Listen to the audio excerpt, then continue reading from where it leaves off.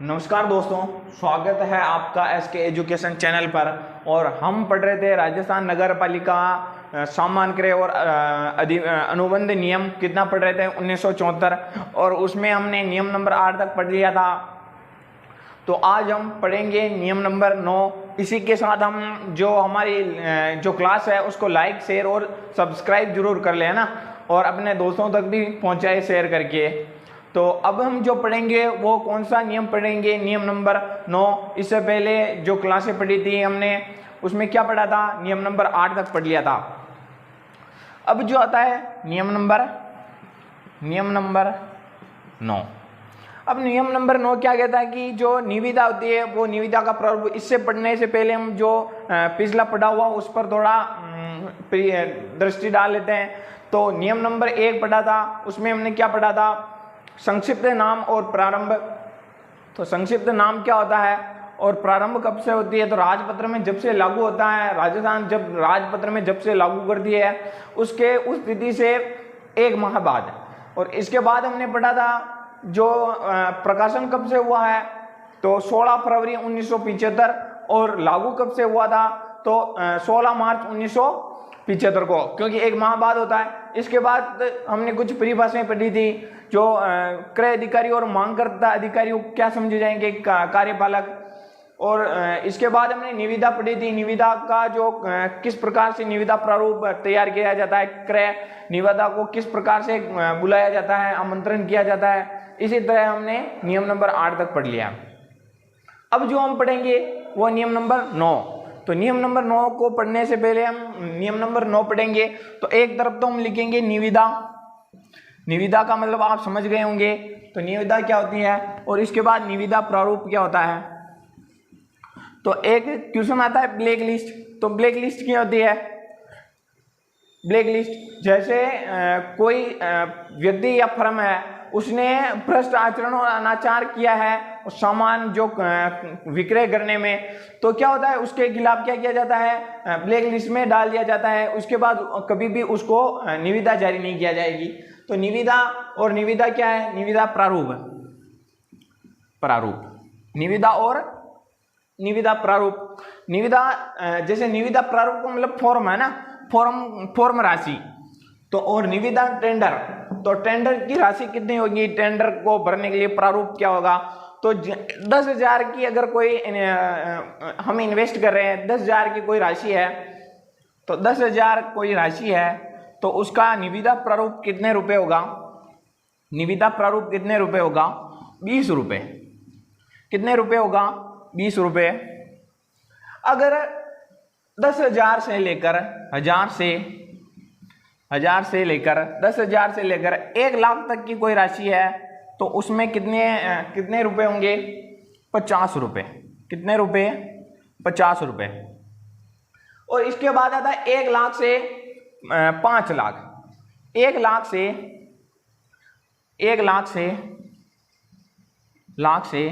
5 लाख की कोई राशि है तो इसमें निविदा प्रारूप होगा वो कितने का होगा? 100 रुपए का। 100 रुपए का। और इसके बाद क्या होगा? 5 लाख से लेकर 1 करोड़ तक कोई राशि होगी। 1 करोड़ तक कोई राशि होगी तो उसमें कितना होगा? 200 रुपए। कितने रुपए होंगे? 200 रुपए। और उसके बाद 1 करोड़ से अधिक की राशि होगी तो उसमें कितने रुपए होंगे ना? तो 1 करोड़ से अधिक की राशि, 1 करोड़ से अधिक होगा तो उसमें निविदा प्रारूप कितने का होगा? 500 रुपए। तो ये आपको समझ में आ गया होगा कि जो नियम नंबर क्या बोलता है? निविदा प्रारूप। तो निविदा क्या होती है? 10,000 का कोई इन्वेस्ट कर रहे हैं, 10,000 की कोई टेंडर निकाल रहे हैं तो उसमें निविदा प्रारूप, निविदा फॉर्म भरा जाएगा। वो कितने का होगा? 20 रुपए का। और 10,000 से 1 लाख के बीच में, 10,000 से 1 लाख के बीच में यानी कि 50,000 भी हो सकती है, 40,000 भी हो सकती है, 90,000 भी हो सकती है, 75,000 हो सकती है, 95,000 हो सकती है। 1 लाख तक की कोई राशि है, 99,000 भी हो सकती है तो उसमें कितने रुपए होंगे? 50 रुपए। और 1 लाख से लेकर 5 लाख तक, 1 लाख हो सकता है, 2 लाख हो सकता है, 3 लाख हो सकता है, 4 लाख हो सकता है, 4.5 लाख हो सकता है। इसमें कितना होगा 100 रुपए। और 5 लाख से लेकर 1 करोड़ तक की कोई राशि है बीच की तो उसमें 200 रुपए। और 1 करोड़ से अगर कोई ज्यादा है तो उसमें क्या होगा 500 रुपए। तो यहां तक उतारिए नियम नंबर 9।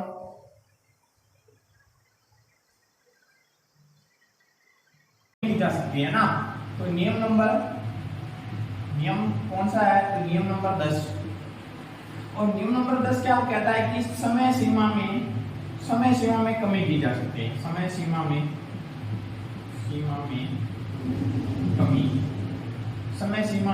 कमी है ना।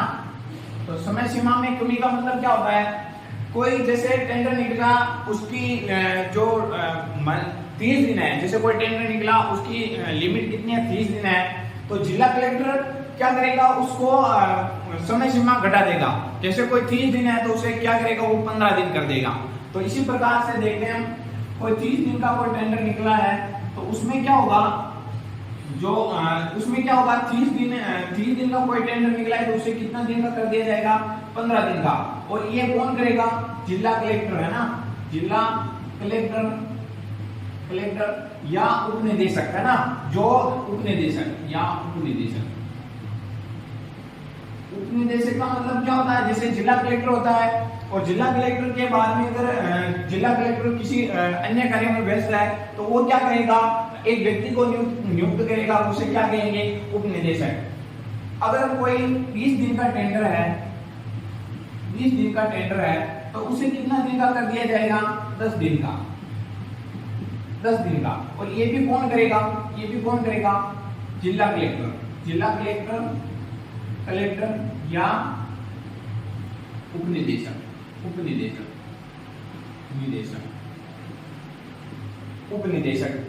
लेकिन जो 10 दिन और 7 दिन का कोई टेंडर है तो उसमें क्या होगा, उसको कम नहीं किया जा सकता। तो नोट लगाकर एक बात लिख लीजिए आप, नोट लगाकर 10 दिन 7 दिन व 10 दिन में 10 दिन में कमी नहीं की जा सकती,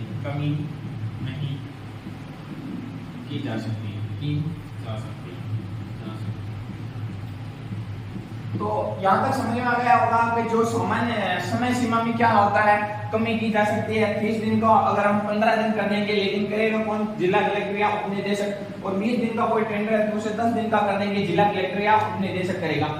अगर 7 दिन का कोई टेंडर है तो उसमें 7 दिन और 10 दिन के टेंडर में कोई कमी नहीं की जा सकती। यहाँ तक आप उतारिए।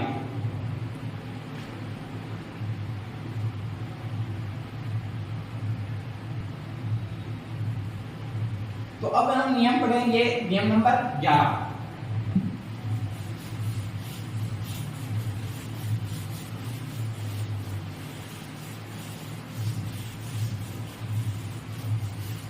तो अब नियम कौन सा है, नियम नंबर 11।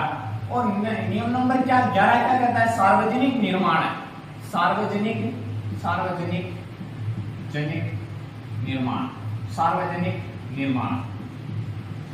निर्माण का मतलब भवन या पद। जैसे कोई नगर पालिका में किसी भवन का निर्माण करना हो या वहां पर कंक्रीट से कोई रोड का निर्माण करना हो तो सार्वजनिक निर्माण या पद है। तो अनुमानित व्यय कितना होना चाहिए, अनुमानित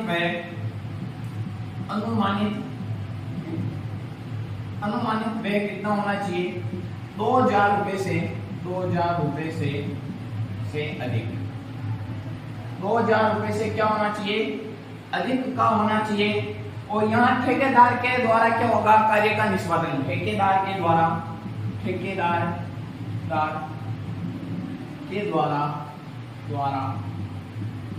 कार्य का निष्पादन किया जाता है।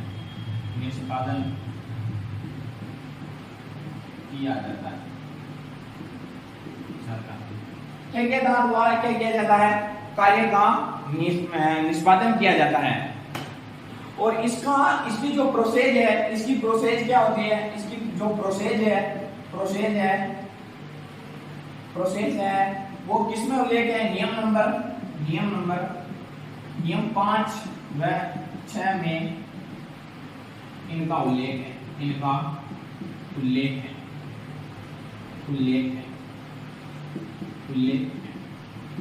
तो यहाँ तक क्या समझ में आया कि जो नियम नंबर 11 कहता है वो सार्वजनिक निर्माण भवन या पथ से, जैसे नगर पालिका में कोई मकान, जैसे कोई बिल्डिंग बनानी हो या कोई रोड बनानी हो तो उससे संबंधित है। अनुमानित व्यय कितना होना चाहिए? 2000 रुपए से अधिक होना चाहिए। और जो क्या होगा, ठेकेदार द्वारा क्या होगा, कार्य का निष्पादन होगा। और प्रोसेस क्या होती है इनकी? प्रोसेस, कार्य की प्रोसेस क्या होती है? तो जो नियम नंबर मैंने आपको 5 व 6 पढ़ाया था वही प्रोसेस होती है ना, तो उसको याद कीजिए आप। और ये नियम नंबर 11 होता है। ये अब आगे पढ़ते हैं।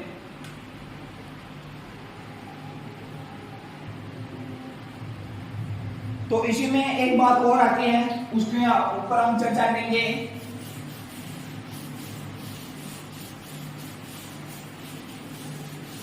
उसके ऊपर हम चर्चा करेंगे कि जो यहाँ पर प्रकाशन होगा, प्रकाशन किस प्रकार से होगा? प्रकाशन होगा जो हम ये कार्य करवा रहे हैं इसका प्रकाशन किस प्रकार से होगा? तो प्रकाशन किस प्रकार से होगा? प्रकाशन कोई 10,000 रुपए का कोई टेंडर है, 10,000 रुपए का कोई टेंडर है, तो उसमें क्या होगा? 10,000 का कोई टेंडर है तो उसमें क्या होगा? स्थानीय, तो 10,000 तक के है तो वहां पर स्थानीय समाचार पत्र, स्थानीय समाचार पत्र या तो जो स्थानीय समाचार पत्र का प्रयोग होगा या साप्ताहिक समाचार पत्र, या साप्ताहिक समाचार पत्र। अगर कोई राशि है 10,000 से 20,000 के बीच में, 10,000 से 20,000 के बीच में है तो उसमें कौन सा समाचार पत्र प्रयोग में लाया जाएगा? दैनिक समाचार पत्र, दैनिक समाचार पत्र। अगर कोई राशि है दैनिक समाचार पत्र और कोई राशि है 20,000 से अधिक दी, कोई राशि है 20,000 से अधिक दी, तो वहां पर क्या किया जाएगा? दैनिक अखिल भारतीय समाचार पत्र, अखिल भारतीय समाचार पत्र का प्रयोग। तो यहां तक आप बताइए नियम नंबर को, इसको, और आगे वो नियम नंबर 12 पढ़ते हैं हम।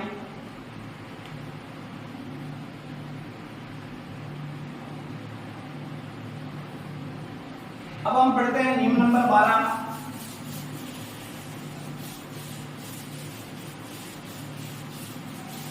नियम नंबर 12 क्या कहता है? नियम नंबर 12 कि किसी निविदा पर, जैसे कोई निविदा है उस पर तब तक विचार नहीं किया जाएगा जब तक उसमें अग्रिम धन न हो, धरोहर राशि न हो, है ना। तो किसी निविदा पर तब तक विचार नहीं किया जाएगा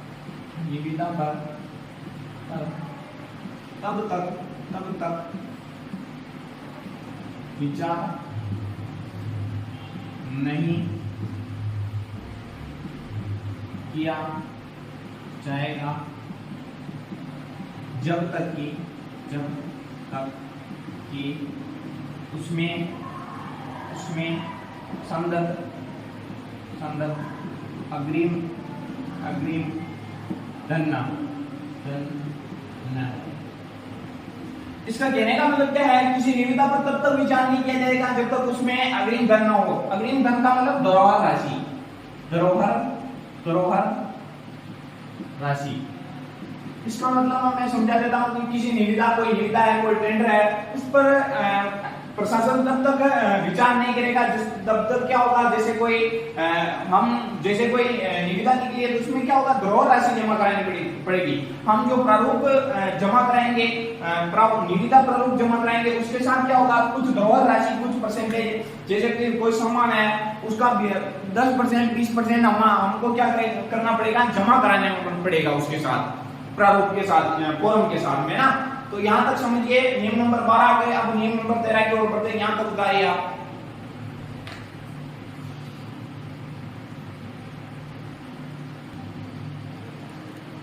तो नियम नंबर 12 हो गया। अब हम पढ़ेंगे नियम नंबर 13। नियम नंबर 13 क्या कहता है? नियम नंबर 13 क्या कहता है? जो सभी वस्तुएं, नियम नंबर 13 क्या कहता है? सभी वस्तुएं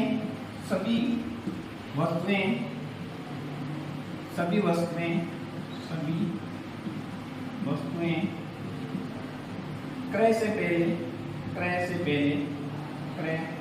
पहले निरीक्षण के दिन होगी। निरीक्षण के अधीन होगी।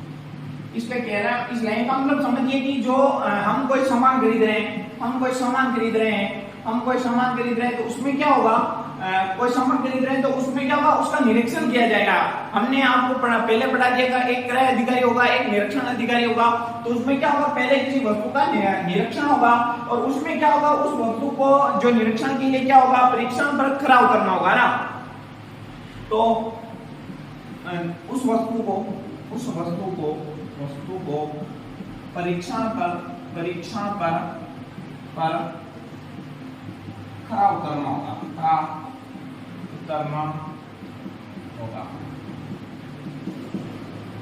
तो ये नियम नंबर 13 हो गए। इसका मतलब आप समझिए, सभी वस्तुएं क्रय से पहले निरीक्षण के दिन होगी, क्योंकि जो निरीक्षण करेंगे निरीक्षण अधिकारी, परीक्षण अधिकारी, तो उसमें क्या होगा? परीक्षण पर उस वस्तु को खरा उतरना होगा ना।